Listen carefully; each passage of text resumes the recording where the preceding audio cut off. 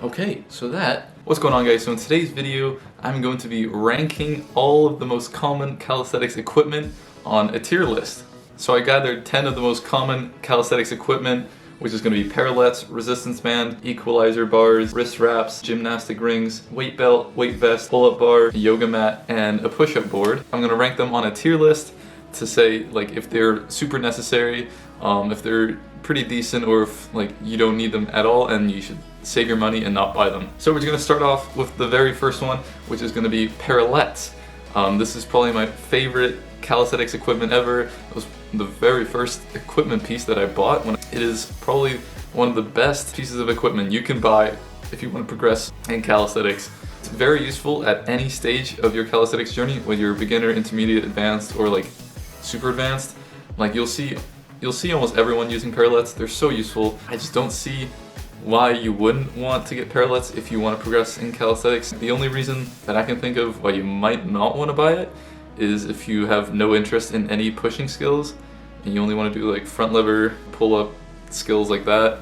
You don't need parallettes for any pulling movements. However, besides that, I think it's a pretty easy S tier. So the second piece of equipment is going to be resistance bands. It wasn't until recently where I started using them a lot. For the first year or so, I didn't really use them as much, maybe for learning a muscle up. That's about it. But now that I'm learning like planche, getting stronger at my front lever, I'm finding them very useful, even though I only have one strength of resistance band. Like there's different strengths and different like sizes. So that's probably one of the downsides. If you want to use resistance bands to progress, you kind of need to buy like a few or maybe a couple. However, you can very easily do that with just one and just wrapping it multiple times to strengthen it. Compared to a parallette, I would say a resistance band is super useful, but I wouldn't say it's just as useful or even more useful than parallettes, so I'm going to put this on an A tier. So we're moving along right to number 3, the third piece of equipment, and it's going to be equalizer bars, or as some people will refer them to as dip bars or front lever bars. Just those big versions of parallettes. These bars are super useful. Oh my, it's like parallettes but bigger. So pretty much anything you can do on parallettes, you can do on dip bars as well. And you can even do more on dip bars, because since they're high off the ground, you can do pulling exercises like front lever rows, any version of the rows. The only downside to dip bars or equalizer bars is going to be the price. A lot of them are pretty expensive and they're pretty big, so you can't always carry them around. So that is a little bit of a downside, but equalizer bars I would probably say is another S tier. Alright, so equipment number 4 is going to be wrist wraps. Or there are some cons to wrist wraps. First off, you don't want to get them too early because you do want to strengthen your wrists. So you always want to make sure that your wrists are nice and mobile and flexible and strong before you start doing super hard exercises with the wrist wraps. So I wouldn't call them super necessary, especially for the average calisthenic athlete. If you want to get super advanced, yeah, sure. But I would say this is either an A tier or B tier, somewhere in the middle. I would probably say A tier. So next up we got the gym rings. So gym rings are either super useful or you don't need them at all. So they're kind of like one of those equipment where if you want to do you can do everything on gym rings, pushing, pulling exercises, but you can also live your life without using gym rings ever, and you'll still progress pretty good in calisthenics. So if you're someone who cares about, being very versatile and using a lot of different hand grips, you want to make sure you're using gym rings, because it is another challenging piece of equipment that will increase your strength. However, you don't technically need them at all, so I would say that's a B tier. However, me personally, I'm a big fan of gymnastic rings, but you personally do not need them. So the next piece of equipment is going to be a weight belt, or some people call it a pull-up belt, but an amazing way to progressively overload in or calisthenic movements like pull-ups and dips. However, that's where it gets stuck.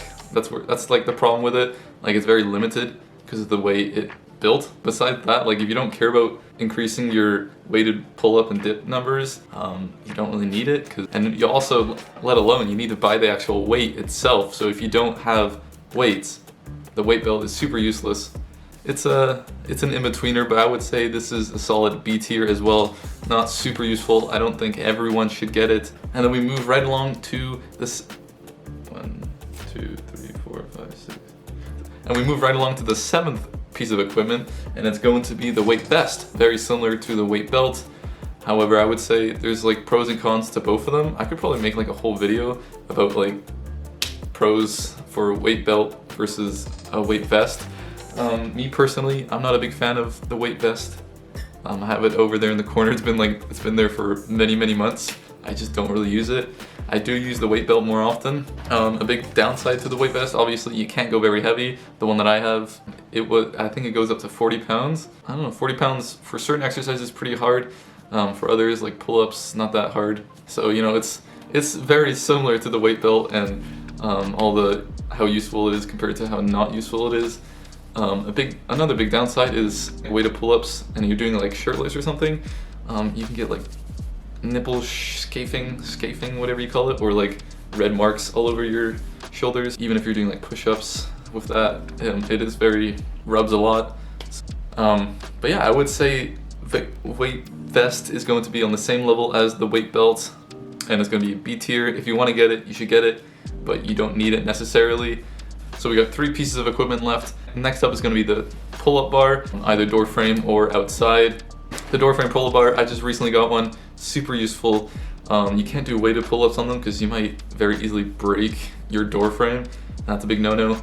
Super easy to set up, so you know, I would say the door frame pull-up bar, very useful. Especially if you live in a very cold climate and you don't want to be outside all the time and you can't go to the gym. Door frame pull-up bar, super useful. Pull-up bar outside, I would say, is extremely useful as long as you can use it very often. You can do weighted pull-ups with them. You can go over the bar, which is very important. Like you can do muscle-ups. With the door frame pull-up bar, you can't go really over it. Pull-up bar, I would say, is a very easy S tier. You need some pulling exercises. So number 9 is going to be a yoga mat. I don't really use mine ever. I do have it, but I can't remember the last time I used it. So, you know, I would say I'm gonna be pretty blunt with it. You don't really need it. Basically what I'm trying to say is I can't remember the last time I used it. I don't see very many people use it ever. It's not really worth your money, so I would say yoga mat is going to be F tier. Don't need it at all. Save your money. Damn. Numero 10 is going to be the push-up board. I think that's what it's called. It's like those ones where you got the big board with the holes and you can like move the handles to like target different muscles. This thing is, I've never had it, and that's probably because you don't need it at all. Don't see any athletes, any calisthenics athlete that are serious, you know, actually use these. But yeah, this is a very easy F tier as well. Save your money, don't buy it. If you're considering it, get Parallettes instead. A lot more useful than these push-up boards. Okay, so that is going to be the entire video. Hopefully this video has given you some knowledge. When in doubt, if you don't have it, buy Parallettes or an Equalizer bar or a pull-up bar. Those are so necessary. Everything below that, you can buy it if you want. That's going to be it for the entire video. Thank you so much for watching, and let me know if you enjoyed this type of tier list video. I just wanted to try something new. So yeah, thank you so much for watching, and peace out.